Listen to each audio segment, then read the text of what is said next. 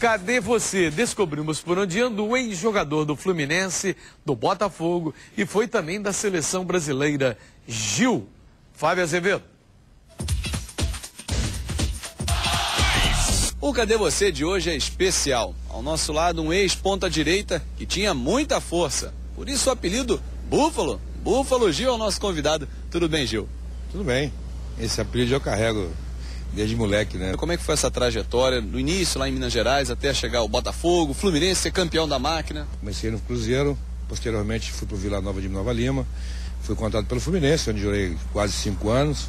E a felicidade de ter jogado com o Gerson, né? São poucos que têm jogado com ele, eu joguei.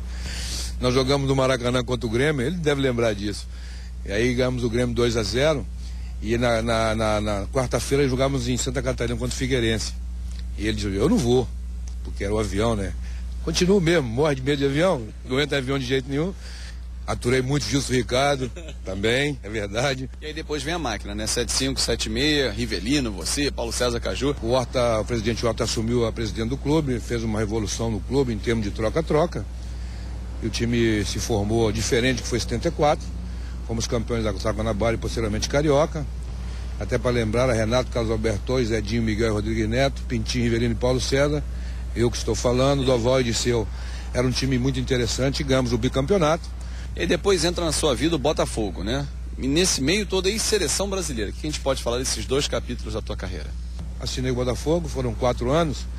Depois Corinthians, aí o Botafogo me deu para o Corinthians, eu fui para a Espanha, para Portugal, retornei a jogar América e Curitiba, onde encerrei minha carreira. E seleção brasileira? Vamos falar um pouquinho de seleção, porque teve Copa do Mundo nesse meio do caminho aí, uma Copa de 78, eliminatória, muita história, né? Fomos para o Mundial na Argentina, é um Mundial que entristece todos nós, porque parece um Mundial arranjado, né? Depois de 20 e tantos anos, o Quiroga, que nós e jogadores chamamos de que droga, né? Deu uma entrevista ao Gráfico da Argentina dizendo que eles tinham recebido dinheiro do governo argentino, mas são já passados, não resolve nada, perdemos o campeonato mundial, voltamos para casa sem perder para ninguém, foi uma tristeza muito grande. Você tem uma história curiosa, 78, você foi o telefonista, o responsável pelas ligações Argentina-Brasil, como é que foi? O presidente na altura, o Geisel, ele colocou uma linha da Telesp São Paulo, linha direta para o Brasil, para que todos nós que estávamos na seleção pudéssemos falar com os familiares. E como eram 50 pessoas, né, a delegação, eu fiz uma de 25 um dia e 25 para o outro. Eu sentava no telefone e quando uma pessoa me disse, não é seu dia não.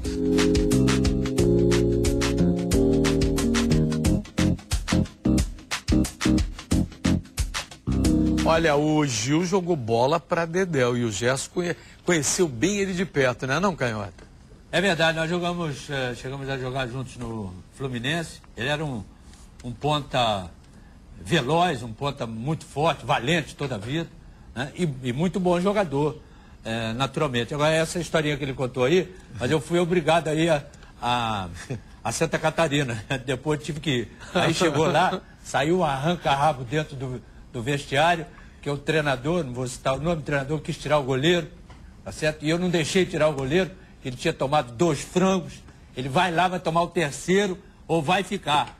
E o goleiro não saiu e acabou arrebentando com o jogo, mandou no jogo. E o treinador? Nós viramos de 3-2 o jogo. E o treinador?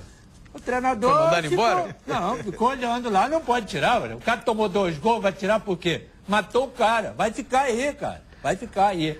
E o goleiro era bom pra caramba. E olha aí, a diretoria do Fluminense suspende aquela distribuição de ingressos gratuitos para as torcidas organizadas. É uma medida exatamente punitiva diante daquilo que os torcedores, falsos torcedores, mais para vândalos e bandidos que para torcedores, fizeram naquele lance do Diguinho durante a semana, não, Paris? Eu acho também que não tem que dar, não. O torcedor, isso aí é contra o torcedor que paga. O torcedor que paga vai lá, ele é que banca o time, aí a diretoria do time vai lá e dá os ingressos de graça. Eu sou contra isso também.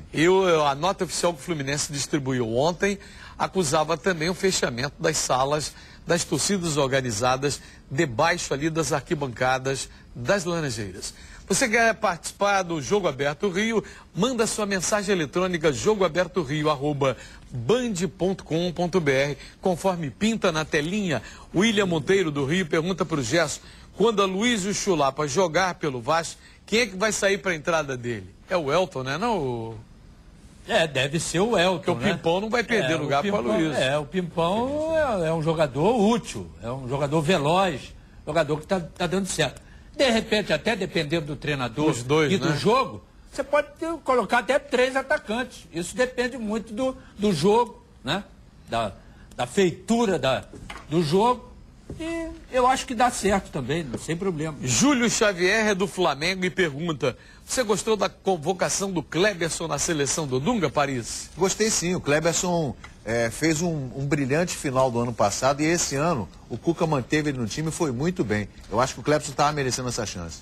Lúcio Flávio foi regularizado na CBF e pode enfrentar o Sport amanhã no Engenhão. É um reforço e ele conhece bem o Botafogo e o Botafogo conhece bem ele, né, Canhota?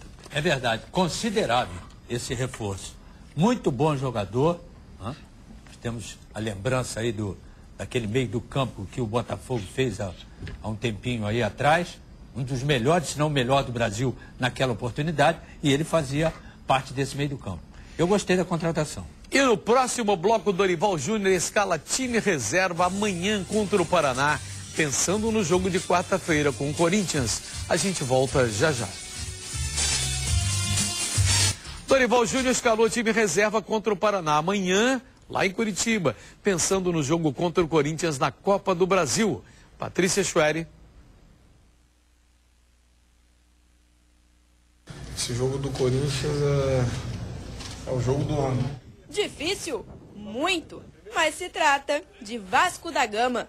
Vencer o Corinthians na próxima quarta-feira em São Paulo pela Copa do Brasil passou a ser obsessão para o Vasco. Os jogadores sabem que vão encontrar dificuldades de sobra, mas eles também têm certeza que o Timão não vai ter facilidade. É natural que vocês da imprensa, né, pessoas que vivem o futebol, dá o Corinthians como favorito.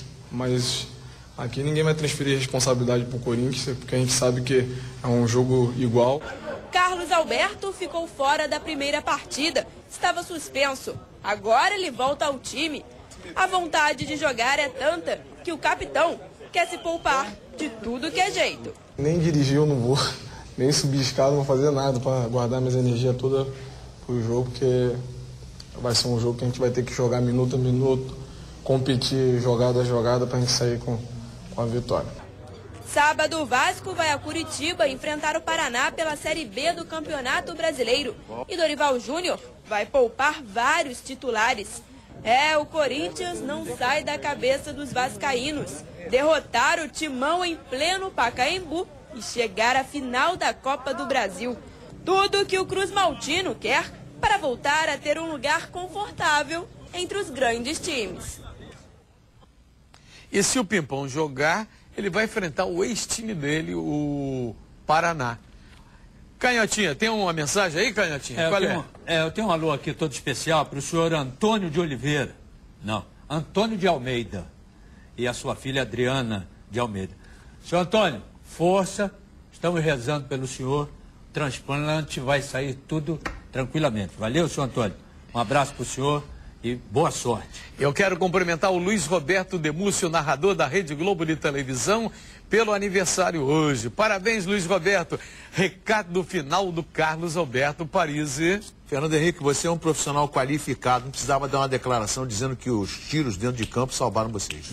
A última do Canhotinha. Com a apresentação do Adriano, né? Com a estreia do Adriano, se tivesse o Cleberson no meio do campo, a coisa ia sair muito melhor. Seria mais um, tá certo?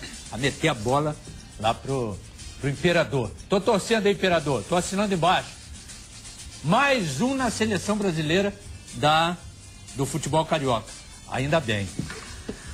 Segunda-feira, novo encontro, 12:30 do Jogo Aberto Rio, só falando do futebol carioca. Um ótimo final de semana e boa tarde para você.